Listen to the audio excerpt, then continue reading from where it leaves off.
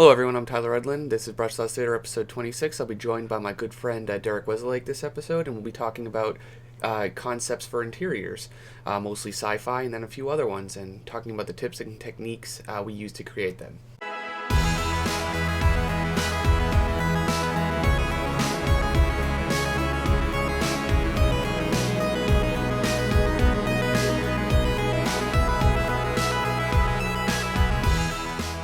Hello everyone, I'm Tyler Edlin with Brush House Theater episode 26, and I've got a special guest, Derek Weslake, here. Say hello. Hey guys, how's it going? Awesome. And I brought him on today because he showed me an awesome new technique to kind of creating sci-fi interiors, something I've never personally done. And I found his YouTube through Facebook posts, of course, like we find everything these days. And it's called The Joy of Using SketchUp and Keyshot. And we're going to be giving a brief overview in this episode of this process that he kind of did. And I was kind of like the guinea pig for it, I suppose. So, but it worked well, and I was satisfied with my scene. But yeah, Derek, why don't you take over, show us your screen, and kind of what you got cooking over there. Sure thing. All right, screen share.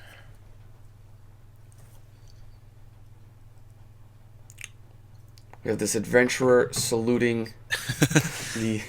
Well, this is a file from my YouTube video. Yep. Just to show the BST of it. It'll be hard to go through it all, but this would be the final render of it all. And do you want to start the start that you have in Keyshot is, or in SketchUp, would just be something like this. And this is the SketchUp file. Yeah. Awesome. And so what you're doing with SketchUp is building sort of like a movie set. So you could construct it in any way you want and build forms out, and then right now this is all multicolored, but when you move it to something like Keyshot, the high render program, then it reads each of these as a different material, so you could have these yellow parts as light. Yeah, and I have minimal experience in SketchUp, and what I've learned particularly from this, from Derek's video, is you kind of color code different surfaces or areas that you want to apply kind of specific textures to, and when you import them into Keyshot, you can assign them just by how it's kind of color coded, and it's really kind of fun and intuitive. I think Tyler learned too fast. Is his first time using this stuff. It's already on par, better than mine. But yeah, you could use this for more than sci-fi. You could use it for different things, like I'm working on a fantasy thing right now. Yep. Oh, that's awesome. A store. You'll find a lot of this stuff was like some of the stuff was kit bashed, like the different weapons and armor. But that's fine once you learn, once you know. Oh, you got the Zelda shield in there. Yeah, I'll just paint over it after. I got one of those. You gotta put those small items in it for like people to find them, like little Easter eggs. I do that too much though. Isn't it fun to like just set up these little scenes? Yeah. You set up like your own story. The little item shop in like an RPG. Yeah. So a lot of this is from the SketchUp warehouse as well, right? Yeah. Like some of the barrels and props. The barrels in that are from the SketchUp warehouse. The swords and the helmets. I find as long as you know how to paint them by hand, it's fine to do that. Because more or less, as we'll kind of display, lots of this type of thing and just become placeholders and references. And for people that don't want to have a high render look, you could always let's see, this is SketchUp. Where is the... Like, if you try using the Styles tool. Oh, the Styles tool, yeah. And that's what I generate a lot of my sketches with, which I'll kind of show when we're done. Yeah, I haven't used that. This is basically like a show and tell episode. Yeah. I haven't had a chance to use or this computer yet, so I'm not sure where I put everything on it. But yeah, when you use Styles, you could render this out as a black and white like pencil drawing or a scribbly line drawing and paint from there. But yeah, for sci-fi interiors, if using this and a program called Keyshot, then it heavy renders it out. Do you want to show your? Yeah, this is this is my model that I made, and yeah, as you can see, I kind of fully color coded different little panels and things that I would assign in material in in Keyshot as I learned. Rotate tool. And so yeah, this is really kind of simple, basic, and like you said, it's like designing a movie set. So I'm not worried about anything that's outside of it. I'm gonna set my final camera, somewhere inside, as probably many of you already seen from my Facebook post. But yeah, I kind of set it up like this, and what ended up happening was Keyshot made it look really pretty, and that's this file right here. And this is what I have left of it, because I was going to originally, of course, have my PSD, but I lost it. So I only have the final, and then the final render I got. So a lot of painting kind of goes into it, and that's what we really have Derek here to show us kind of all the steps, because his PSD didn't get destroyed like mine did. You could tell his style went over into 3D very well. Like you could see that like the door pattern in the back is echoed again on the roof. That's all stuff from fundamentals. So if you learn 2D and you bring it to 3D, it'll all drag over. Yeah, this felt like the biggest cheat in my life, just painting this. 'Cause it literally took about 3 hours from getting this stage, and then it took about 3 hours to kind of get it to here to do all the details, the stylization, the lighting tweaks. Kind of really building the mood, because it does come unless you kind of tweak it really specifically, it does come out somewhat kind of basic and generic like this. And we want to use our art licenses to really make this look kind of all dazzed up, right? Yeah. Like jazzing up the scene, putting the icing on the cake, and that's where all the paint comes in. So yeah, I'll switch back over to you for the time being, because like I said, you have the PSD, and it's people can really kind of people can learn just from on a layer basis, almost like all the little tweaks you can do to get something really looking polished. Yeah, yours looks. Your painting looks so much better. Yeah, that was the Keyshot render out at the time, where it was super high clean, and then I used photos to put into the water tanks and. Yeah, that was a nice touch. I love that it had like a little aquarium in there. Then making things like the whole rule of you put one detailed thing and then the viewer sees it throughout the whole thing. So that's what the whole HUDs on here is all about. You want to mimic your design language, so you're building up consistent forms. You repeat it throughout the scene to make things consistent. Yeah, and the thing with photoreal things, it's good to pick up from real life. If you remember a moment in your head and just try to render that out, I find that helps out a lot. And it'll be hard to go through a lot of this PSD, because you see my layers are about 130. Oh yeah, but wow, yeah, that way more than I thought. I think mine ended around 70. Usually it doesn't matter, but each of these layers is sometimes just a test. Yeah. So anybody that's trying to do this, you could just tweak colors, add a few things here and there, because you really are just set building. Yeah, you go down that rabbit hole with different possibilities and ideas. Yeah, let's see. And I like that you have a really kind of subdued lighting outside, and we're getting it's all interior, and illumination basically that we get in this scene. Oh yeah, thank you. And if you are having trouble, if anybody has trouble getting lights to work in interior, you can make false walls, either behind the set or on the wall, or just if you don't want to use a roof at all and you want to build in lights later, you could just do that in Photoshop. It's like building a movie set. Movie sets never have the back part of it. Mm-hmm. But if you do have a full interior, that works so well if you're going to work on something like a comic, because you could just keep rotating camera angles and yeah. Let's see if I could.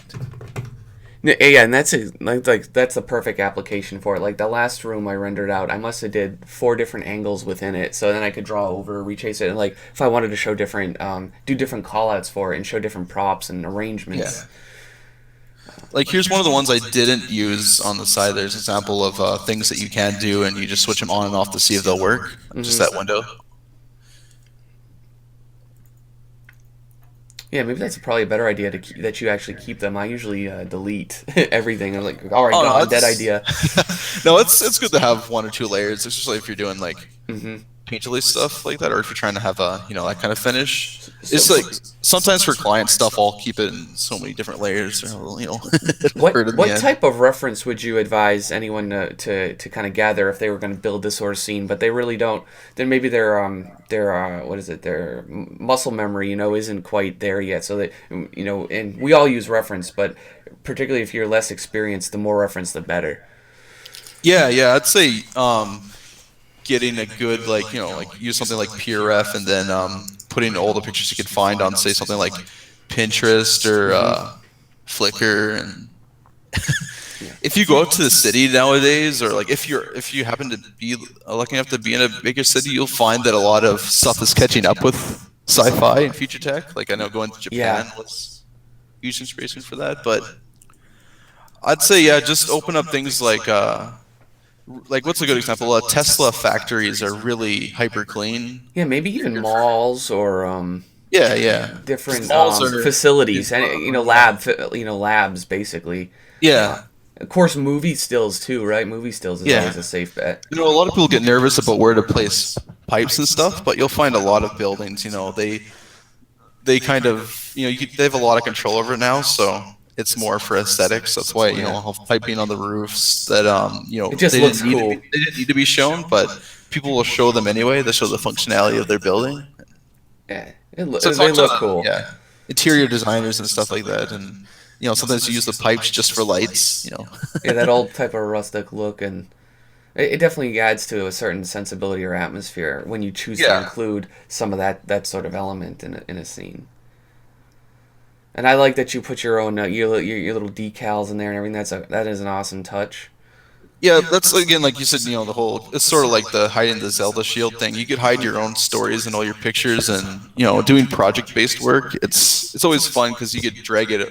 Reuse assets. It saves a lot of research time because you have your world and you know exactly what you're going for.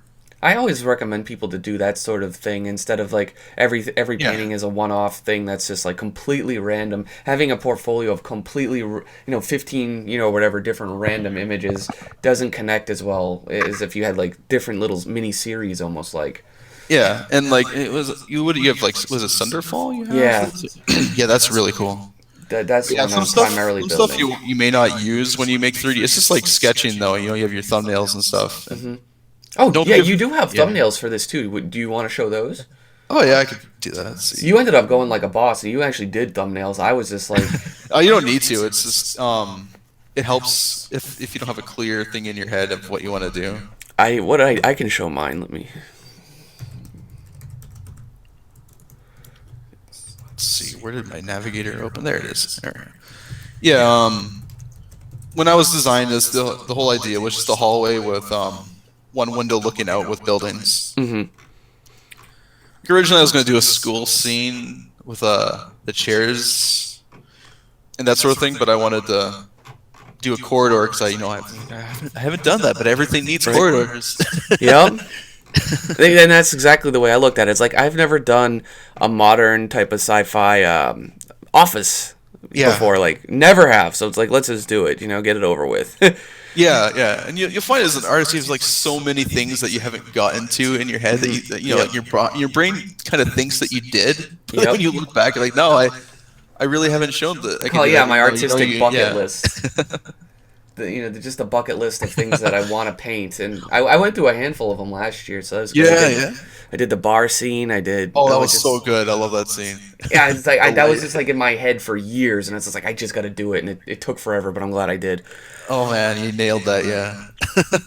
So yeah, even like with my scene, I was just like, I had just played Xenosaga 3, so I literally had just got up screenshots of the game, and I was like, I just tried to mimic some of the form language and stuff that we kind of get into. Screenshots are a great idea. Yeah, I abuse that on PS4. And it's so fun to like taking like this. A lot of mine's primarily even based off of like this sort of aesthetic. So if we go and then we look at mine, and then it hides, but that's kind of what I based it off of, and it's cool to take these old games that you kind of grew up with, or maybe even now just getting to, and reimagine them as your own, and that can serve as such a awesome base for different projects and stuff. Because the everyman will look at this, and I would say like they could question 100 people, no one except for maybe you that we were just talking about it, might say that's right. Well, I only knew because you were playing it. Yeah, it's like this is so Xenosaga, so. No, but nowadays so many like kids that grow up like by the time are like 12 probably wouldn't even heard of Xenosaga. But Yeah. if you look on ArtStation now, a lot of the stuff looks similar, and they're being inspired by two current stuff. So that's such a good idea to go back and look at stuff that really got you into it.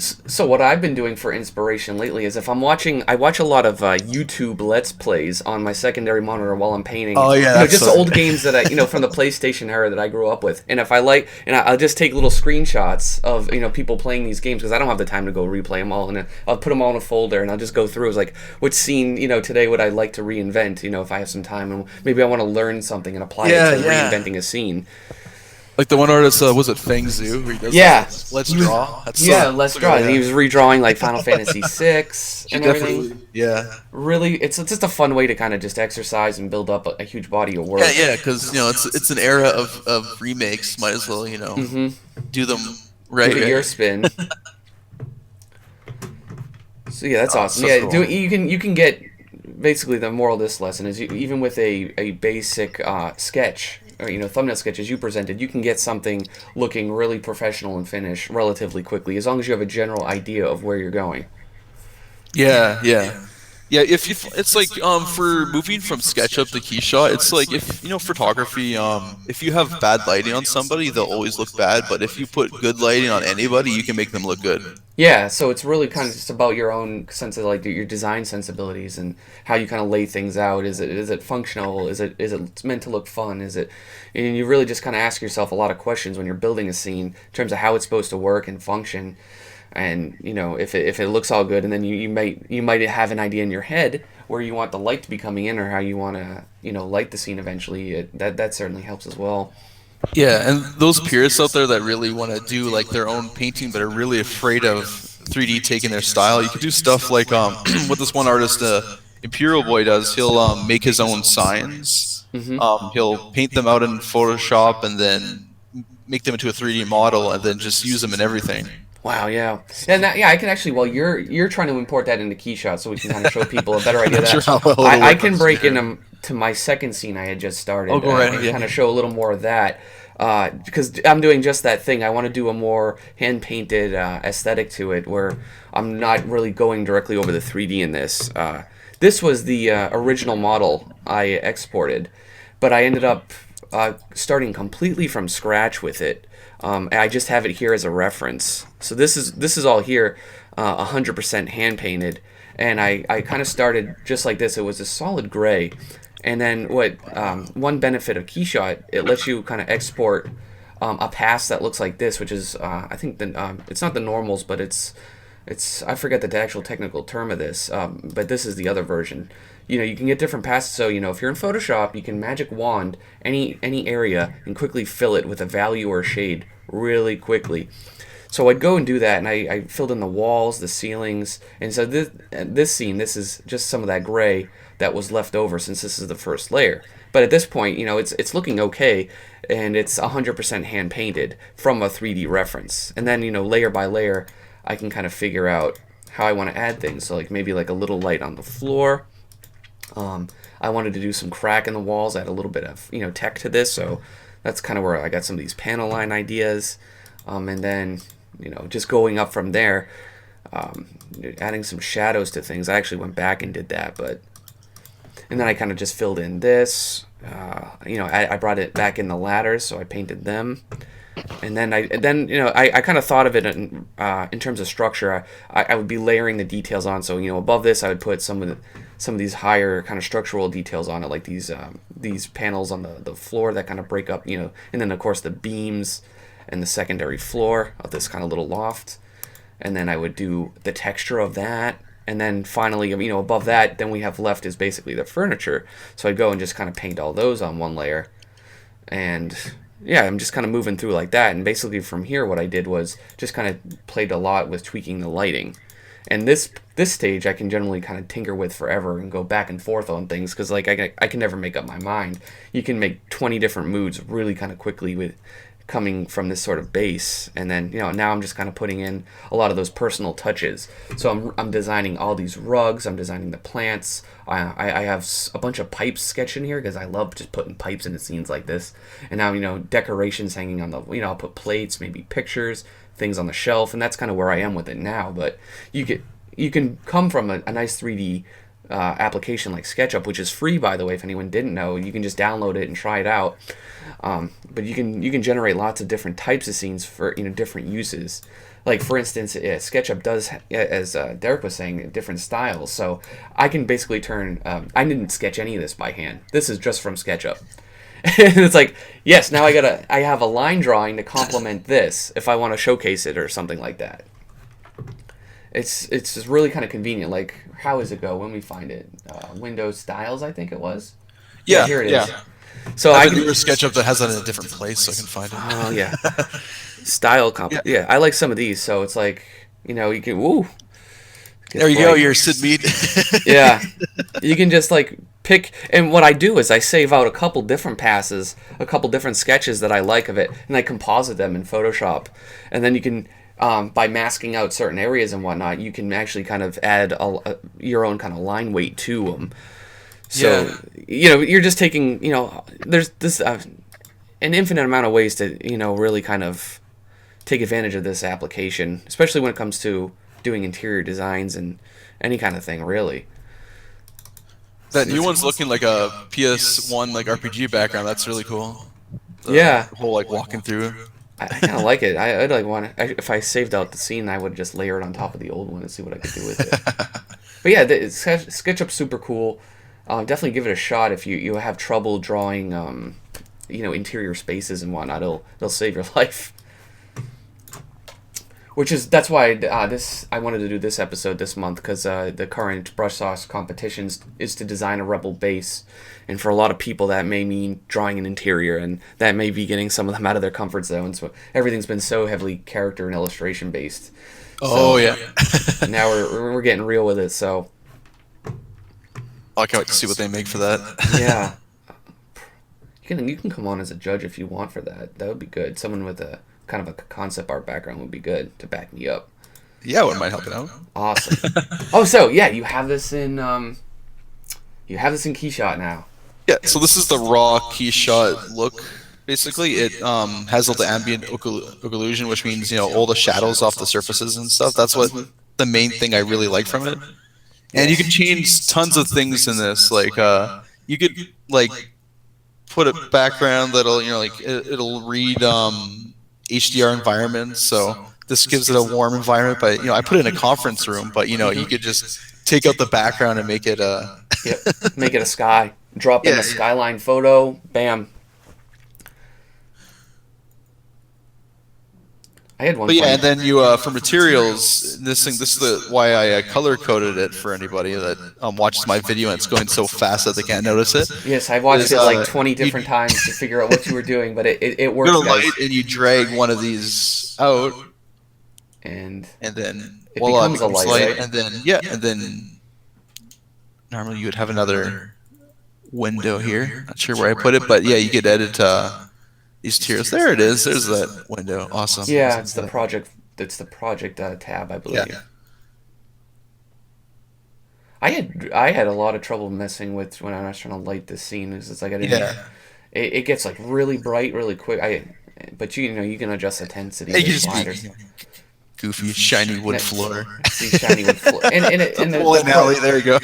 Yeah, basically. The program figures it all out for you, so no matter how, depending if you want to go super stylized or realistic, it has a use for everybody. Yeah, and it gets pretty easy to learn. Like SketchUp and Keyshot is very intuitive once you learn how to use it. It's not as complicated as things like Modo and yes, and I wanted to be the kind of like the testament for that, because I am probably like one of the world's worst 3D persons ever. But I jumped right into Keyshot like it was my first time. You certainly did. And I made the model. I was harassing Derek a couple times, and I was like, "Hey, I'm stuck. This won't do what I want it to." And it kind of just helped me out. But I did it though, and it was a matter of 2 or 3 days. Yeah. After watching his video, I had a finished scene of something I've never done before. So I would love for anyone who wants to or is scared to trying something like that to go for it. Yeah, like at most troubles that you'll know what you want to do, you just won't know how to. Like for anybody. And there's I'll put a list in the eventual video of additional SketchUp plugins that you can get that he mentions as well. and his video. So basically, Derek, so your video is about 45 minutes, and you have audio with that as well. So that covers things a little more in depthly than we're showing here. But so I definitely recommend people to check it out. I've been referring people to it all week. Oh, thank you. I don't know what I'm doing for these YouTube videos, but yeah. It's just fun to kind of put them out and like, hey, look what I do, and you start just building some audiences with it. Yeah. Plus, it's nice. It's nice to give back because there's so many people that Yep. made videos on that and inspired me. Like a lot of your videos definitely inspired me to start getting more. I'm doing it for myself back in 2004 that didn't have something like that before YouTube was a thing. If people can even imagine that, like, and I was just like spending $60 on Nomen DVDs instead of buying the newest video. Yeah, I heard about those nightmare days. Oh god. And that's all we had, and we're like, yeah, back in the day, there wasn't even like forums to like post. Facebook wasn't even a thing. I couldn't even put that online. Hey, somebody help me critique my work. I'm stuck. Yeah. At least you got early when DeviantArt people could really see your stuff, right? So yeah, DeviantArt has changed entirely now. I still get jobs from there, like commissions and stuff from there, but it's like that used to be like such a big place. Like, yeah. I think it's just so spread out now that it's hard to find. Yeah, I think Tumblr stole a lot of its thunder. Bit of a rhyme there. Yeah, it's so many art programs or art. Well, I mean, look at all these lighting scenarios. I love like all these. You could do so many things with many of these options. Yeah. Always think of like use any tool you can use. Or the people listening that doesn't matter what it is. It's usually the final picture that counts. Your fundamentals that you learn will always drag over, as you saw with Tyler's art, where somehow he's just a whiz at 3D on his first try. That's with SketchUp. SketchUp's different than other 3Ds. I managed to put a scene together. I don't know how that happened. It came out better than I thought it did. I thought I was going to start with like a box and like a stairway in it, but somehow I got a plug-in to make things curved, and I was messing with that, and it never works like you think it is. But I had a few happy accidents. Yeah, like that. You should explain how you did the roof lamp. Did you build that out? It was accidental. Accidental. There you go. Happy accidents. Yeah. This is a funny style. It made like this. Don't know how I did it. I made like a square. I'm like, how the? Have no idea. I downloaded this little guy right here. The curved tool one, and I would just click on things. Like watch it if it works here. You click on something like this. Then you click the button, and I'm not okay. Yeah, it just made it bend, but it's usually not that predictable. Like, I've gotten crazy different results from it. I was like, that is a really well thought out shape for you. like this shape here, this arch. Have no idea. I couldn't duplicate that if I tried. It was like I made a pillar and slapped a couple D's on it, and I got that shape. And it doesn't work at all because it breaks right into the geometry in here, which you can't see. It was the second part. But yeah, I've probably could never do that again. I have no idea how. Oh no, that's really cool though. Yeah. I don't know. I like to mention happy accident. Yeah. For concept stuff for like working on animation. They don't care. Like a lot of the time, the 3D artists just want inspiration. Sometimes they will want to build out prop design side, but if you're freelance, a lot of the time they're in-house. They'll pay to do the props and stuff and. That would be like really sweet because like painting over 3D is just like it's really leisurely and easy if you kind of have a foundation of doing anything. It's for me anyway because I've been painting by hand for 10 years. Like I have 3D to paint over. It's like, whew, that wasn't much to sweat. Like I loved it. It was stressless. You'll start being inspired by like RPG worlds, right? So it's like creating your own little. That's what I'm doing. How many snapshot? It's so how awesome. many RPGs that you played where you start and your little characters got their little house and then this blows up from something that happens like a half hour into the game, and you go out on your quest. So I'm making this cool little house. If it's if it's a Zelda or a Final Fantasy. Anything, you start in your little house, and then something bad happens, and then you get your call to adventure, and you go questing for many, many hours if it's a good game. Oh, you don't want to have that pot on the ledge if Link's going to be in there. No. You can knock that shit over. No, that's so cool. And yeah, thank you so much for having me on here. You're a huge inspiration to us in the environment community. Yeah, it was awesome having you, and that you just scrolling through a Facebook feed, I can find little videos like this, and it's changed my whole workflow for creating interior concepts now. So thank you. I'm glad it reached out to some people. That's awesome. Your efforts weren't for nothing, and hopefully this video will find its way to people, and they'll also kind of learn our ways. But thank you for coming, and I want you to come back on for the next brush sauce competition, which, if anyone else doesn't know about it, we're designing your own type of rebel base. The details are on the page, which I'll link. But I'd love to have everyone, and we'll kind of critique everyone's work on the deadline, which I believe is February something, 20th maybe. I have no idea. I'd have to check. But thank you all for joining, and take care.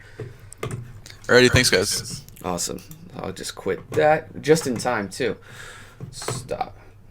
Hey guys, thank you so much for watching this video. If you liked it, be sure to click the like button, and if you want to see more videos like this, please click subscribe. I also thought it'd be cool to have a Facebook and Twitter. I know everyone else does, so why not? So be sure to follow these things linked below, and if you don't want to miss any updates.